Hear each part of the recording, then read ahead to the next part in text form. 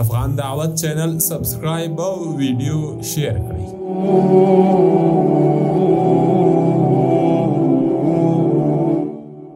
شپږم، په اوس عصر کې د دعوت الی الله له وسایلو څخه انټرنیټ یوه معاصره ګټوره وسیله ده چې د دې وسیلې په مټ په ډېر کم مصرف او کم وخت کې تر ډېرو خلکو پورې پیغام رسیږي.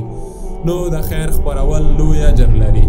له ابي هريره رضی الله عنه نه روایت دی چې رسول الله صلی الله علیه وسلم فرمایل: کوم بنده چې د نیکۍ طرف ته خلکو ته دعوت ورکړ نو د لره به د هغو ټولو خلقو عمر اجر او ثواب وي څوک چې د دعوت سره یې نیک کار کړی وي. او رسول الله صلی الله علیه وسلم بل ځای فرمایلی: که الله ستا د لاس څخه یو بنده ته هدایت وکړي ستا دپاره د ټولو کائناتو نه چې پرې لمر راخیږي او پرې وځي غوره دی. او همداسې د شر خپرول هم لویه ګناه ده.